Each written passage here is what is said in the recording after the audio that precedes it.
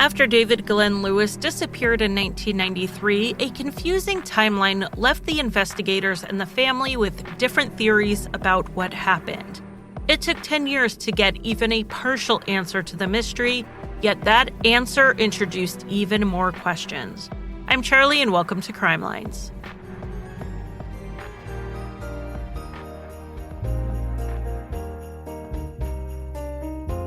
Welcome to day 4 of 12 days of Crime Lines. I've chosen a bunch of cases from my suggestion list that are too short for a full Crime Lines episode, but all of these cases are ones I think need more attention. This case was recommended by Jack, so thank you for sending it over. This is one of the oddest cases I've covered, and that's saying something. But since there aren't a ton of details, there is a lot of room for speculation. But I will try my best not to make this one of those episodes where I just sound confused the entire time. So let's get started with David Glenn Lewis. He was born in December 1953 in northern Texas, where he pretty much stayed for his entire life. He was the quarterback on the football team for his small town high school. He then went to Texas Tech, where he graduated in 1975 with a political science degree. And then he moved on to the Texas Tech University School of Law, graduating from there in 1979. 2 years after this, David married Karen Garrett, and they settled in the Amarillo area.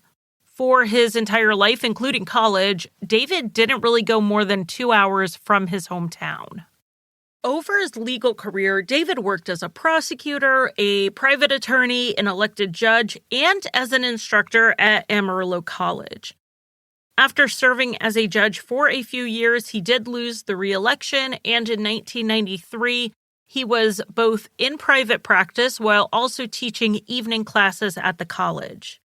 David was also very active in his church. He sang in the choir, he taught adult Sunday school, and then he was active in the community. He was a member of the Chamber of Commerce, the United Way, the Lions Club, and on and on. It looks like he was someone who was just always on the go. David and Karen had one daughter together, and Karen was a school teacher. I don't know if I can state it strongly enough how all-American, that stereotypical all-American life, David and Karen Lewis lived. They would be the last people you would expect at the center of a huge mystery, but that's exactly what happened in 1993. Let's go ahead and jump into the timeline of what happened, and this timeline was laid out in an article in the Fort Worth Star-Telegram. As always, it will be linked in my sources. Around noon on Thursday, January 28th, 1993, David left work at the law practice early. He told his coworkers at the firm that he just wasn't feeling well. David then bought gas, presumably went home, and then later taught a class at Amarillo College until around 10 p.m. David's wife, Karen, and their 10-year-old daughter flew to Dallas for a long weekend shopping trip that same day, so we do not have their witness statements as to David's movements over this weekend. Instead, we get a hodgepodge of sightings. On Friday, January 29th, a police officer noticed there was a red Ford Explorer outside the Potter County Courts building in Amarillo. This matched David's vehicle, and it would have been around 10:30 in the morning. That same day, a friend of David's from church said he saw David hurrying through the Amarillo airport in the Southwest terminal. He was not carrying any luggage. The courthouse to the airport is just about a 15-minute drive. Being that this sighting is from someone who actually knew David and not someone who later recognized his picture, it does carry a lot of weight to me. The following day, on Saturday, January 30th, someone deposited money into the Lewis's joint bank account, and it was a lot of money, $5,000, which is more like $9,000 to $10,000 in today's money. At this point, the red Ford Explorer that the officer had seen downtown wasn't there anymore, but a neighbor of the Lewis's said that he saw the vehicle parked at the house that day. It's also been reported that the last confirmed sighting of David was on this day, but I couldn't find out more information on who saw him. I know Robin from The Trail Went Cold spoke to someone who lived in the area at the time, and that person said their understanding is that David went to see someone about buying a basketball hoop for his daughter's upcoming birthday. He told the man that he would have to talk to his wife about it and would let him know if they were going to buy it. This isn't in any of the reporting I've seen, but this wouldn't be the first time information isn't published in the papers, but it is known by people in the town because they know the family or they know someone who knows the family. So I'm not going to discount this at all just because I can't verify it, but I do need to say I can't verify it. It is very possible this was the last person to see David. On Sunday, January 31st, which was Super Bowl Sunday, a deputy by the courthouse saw a man who he said looked like David Lewis standing across the street from the court building. A red Ford Explorer was parked out front, and it looked like the man was photographing it. Also that day, Karen and their daughter returned home from their weekend away, and David wasn't home when they got there. Karen found 2 turkey sandwiches in the fridge and laundry in the dryer. The reporting specifies that the sandwiches were fresh. David's watch and wedding ring were left on the kitchen counter. The family's VCR was recording the Super Bowl football game, and I do wonder if they could tell if the VCR was programmed to start recording at the beginning of the game or if someone had to be there to hit record. Now, the reporting on whether this was programmed or someone hit the record button has been spotty and inconsistent. And while I am clearly old enough to not only remember VCRs, but I've owned more than one, I have no idea how much data they held like that. Would they even be able to tell? I'm guessing they didn't hold nearly as much data as, let's say, the Alexa that can probably tell you the last time I coughed. Anyway, Karen didn't know where David had gone, but assumed he went to watch the game with his friends, or maybe he headed into the office to get a jump on work for the upcoming week. There were no signs in the house that anything nefarious had happened, and all of his belongings were there, except the things he would have taken with him to go out, like his car and his wallet. David did not return home that night, and then he did not go to work in the morning. After he missed 2 scheduled work appointments, Karen called the Amarillo police to report him missing. David just was not the type to be gone all night without an explanation. The police were able to piece together the timeline we just went over, and also a few other points. They found that on January 31st, the day Karen arrived home with their daughter, an airline ticket was purchased in David's name. It was one way from Dallas to Amarillo. The following day, February 1st, another plane ticket was purchased. This time was a one-way ticket from Los Angeles to Dallas. Now, we are going to get into these tickets in detail later. A Dallas taxi driver did come forward and say he picked up a man fitting David's description at a Dallas area hotel and drove him to the airport on Monday, February 1st. This would have been right around the time Karen reported him missing. The driver said this man appeared nervous and fumbled with a bunch of $100 bills when it was time to pay the fare. There is no indication of how David got to Dallas. On February 2nd, 1993, the police found David's red Ford Explorer at the court building in Amarillo, so he didn't drive it down there. Had the Explorer been there since Sunday when the deputy said he saw someone taking pictures of it, or was it moved there later? Inside the vehicle were David's checkbook, driver's license, and 2 credit cards. Under the floor mat was his key ring that had his house and his car keys on it. Now, the investigation really continued to proceed like this: scattered bits of information and possible evidence, but nothing that led down a clear path. Early on, the lead investigator did ask Karen to take a polygraph, which she refused to take. Now, it doesn't appear like she was much of a suspect. She wasn't even in town at the time. so I'm really curious what they wanted to ask her.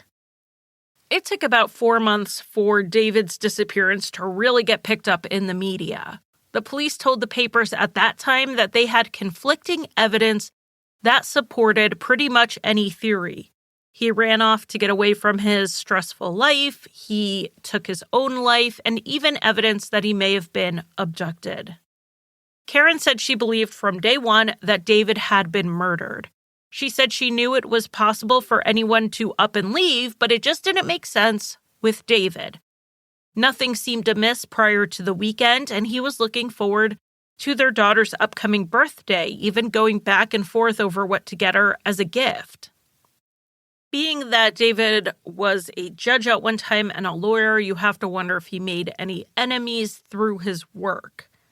At the time, the newspapers did report 2 cases David worked on that involved serious money and/or heightened emotions. And though I'm sure there are more than just these 2, this is what we have to work with the reporting. The first case was a lawsuit from a convicted murderer. In 1976, Bobby Templin's 20-year-old wife, Rhonda, died while bathing. According to Bobby, she was in the tub when the radio she was listening to fell in and electrocuted her. Now, Rhonda's parents did not believe the story. There were a few things that didn't add up to them. For one, Rhonda had a nice stereo system right there, yet for some reason, she decided to listen to a cheap radio while she was in the bath. Another thing was the extension cord. The one she used had frayed wires, which is why she was electrocuted. Yet there was a brand new extension cord in the kitchen that she could have used instead. It didn't make sense she would use a ratty old extension cord and a cheap old radio when she had other options. And her parents also said they didn't know her to take baths, but she would rather shower. Bobby claimed he wasn't home when the accident happened. He had left the house to go get gas, but when the police checked out his car, his tank was only half full. And then Bobby lied to the parents about having an insurance policy on Rhonda. He told the family he didn't have one, so they went ahead and paid for her funeral. But then, come to find out, he not only had a life insurance policy on Rhonda, it was specifically for accidental deaths. He collected $10,000, which is nearly $50,000 in today's money. Bobby would claim that the insurance policy was actually his father-in-law's idea for them to get, but his in-laws said not only did they not know about it, he denied he had it when they asked him, so someone here is clearly lying. The police, though, insisted this was an accident in spite of the family's doubts. But Rhonda's parents pushed and basically investigated the case themselves until they had enough evidence to bring it to the authorities and persuade them it was a homicide. It was 5 years after Rhonda's death before Bobby was indicted by a grand jury in 1981. He was convicted, though the verdict was overturned on appeal, so he was tried and convicted again. He maintained his innocence throughout. Bobby was up for parole in 1989, and the parole board initially recommended his release. But his in-laws, Norbert and Jay Schlegel, had written to the board opposing it. And in that letter, they compared Bobby's charm to that of Ted Bundy's. Bobby was not released at this time in spite of the parole board initially recommending it.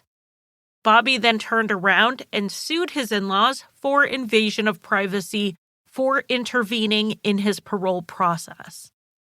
The lawsuit was eventually dismissed at Bobby's request, and Rhonda's parents said they believed his plan the entire time was just to disrupt their lives enough to intimidate them out of writing any future letters to the parole board.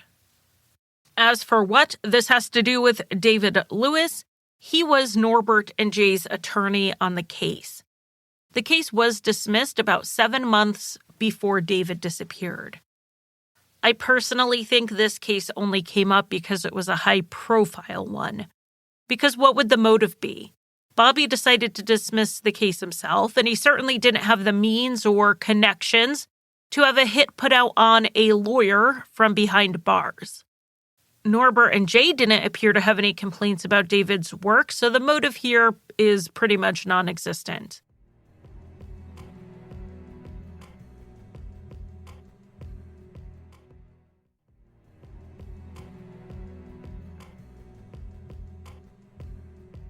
The second case brought up in the reporting on David's disappearance is one I think might actually be more relevant to this case, and it's one where David Lewis was actually not a lawyer but a defendant.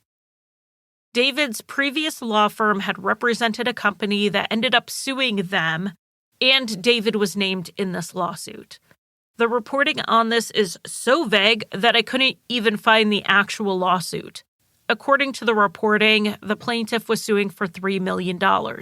At the time of his disappearance, David was the only defendant who had not yet been deposed, and he was supposed to sit for his deposition in the days after his disappearance.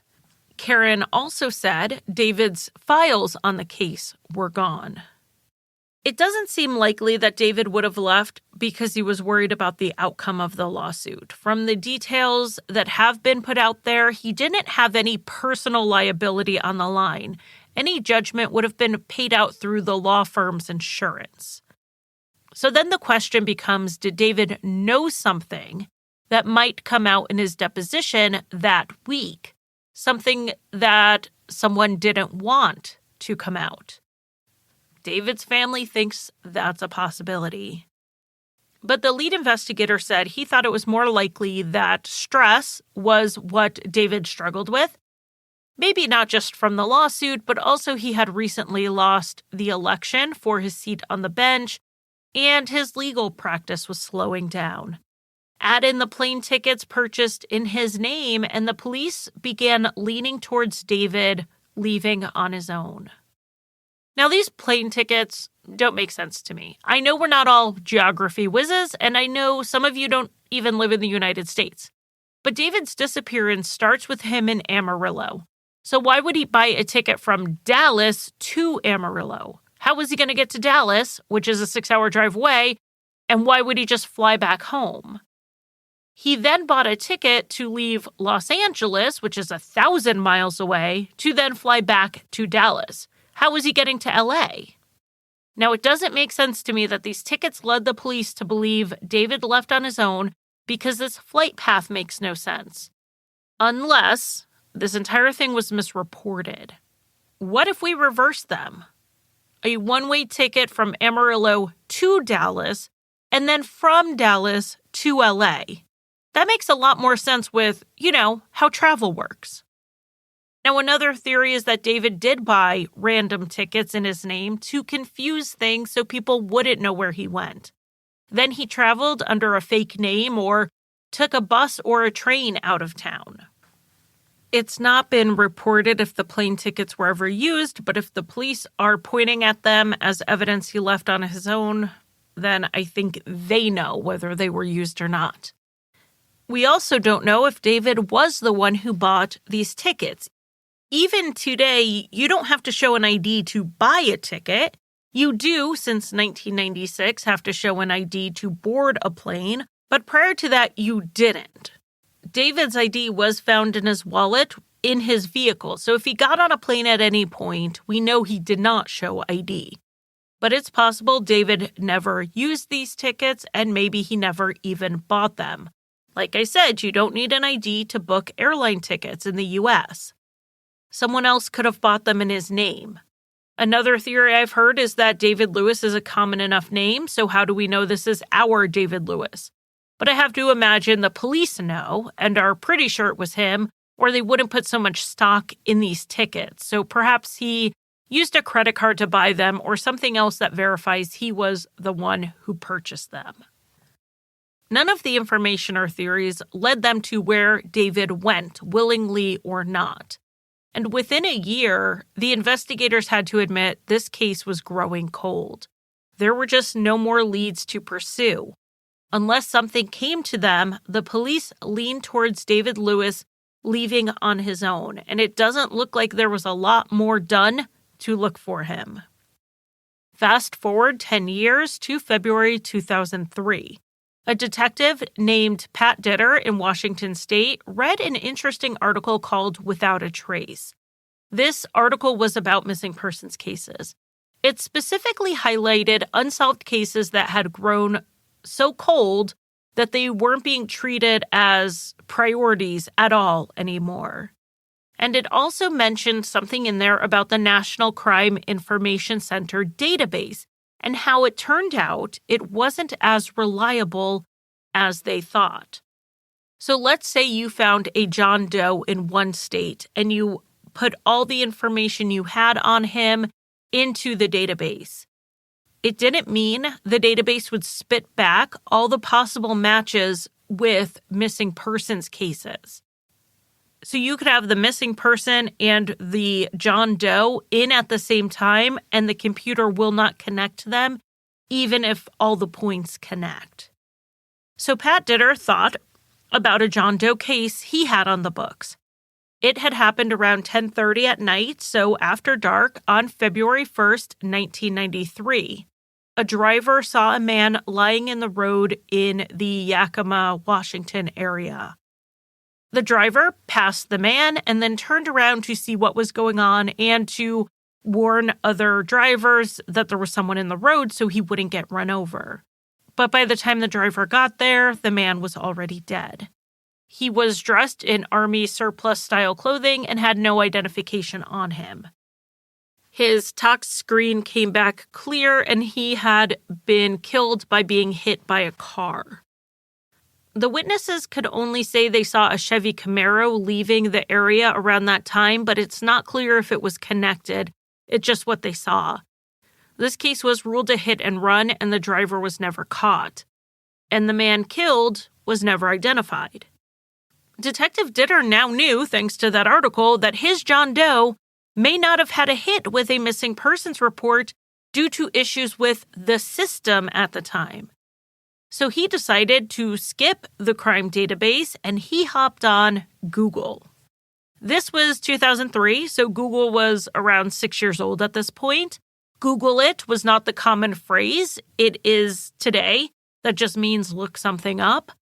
And Detective Ditter was even called very computer savvy because he thought to use Google. Anyway, within a week, Detective Ditter had a list of potential matches, men of the right age and time frame. David Glenn Lewis was one of those men, and Ditter found him on the Doe Network's website. The location, however, seemed like a stretch. David was reported missing in Texas on the same day that John Doe was killed in Washington. Texas and Washington are nowhere near each other. But then Ditter noted that David hadn't been seen in over 24 hours before he was reported missing. It was actually possible he could have made it to Washington State in that time frame.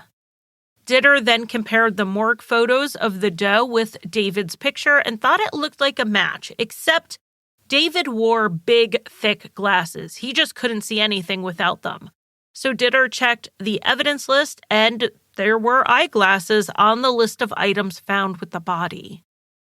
Ditter's next step was to pull out the 10-year-old evidence box and go through it, looking for those glasses. He found them, and they looked identical to the ones in David's missing persons picture. Ditter then reached out to the Amarillo Police Department to compare notes. Yakima still had a tissue sample from the John Doe that they had saved. So that and a sample from David's mother were sent to the University of North Texas, which houses the Center for Human Identification. It is dedicated to this type of work. They were able to confirm in October 2004 that the Yakima John Doe was David Glenn Lewis. So the same day David was reported missing, he was hit by a car 1,600 miles away. Obviously, this gave his family some answers as to what happened to him, but it opened up some huge questions. Like, how did he make it to Washington? I mean, if we reverse the plane tickets and say he flew to Dallas, then to LA, he still had to get to Yakima, which is a 16-hour drive from LA. And why? What was he doing in Yakima, walking along the side of a road in army clothes well after dark. Had he been abducted or threatened or coerced into leaving town? Or did he have a midlife crisis and just take off for some reason? Where did he get that clothing? His wife said he didn't own anything like that, the military-style clothes and the work boots. He left with nothing, and when he went to buy clothes, he bought army surplus? And then there's the most important question, and that's who killed him? Was this someone who knew who he was and why he was out there? Or was it really just a random hit and run? I think it's likely the evidence of how David Lewis got from Texas to Washington State in 1993 is either in the police files and hasn't been released, or it has been lost.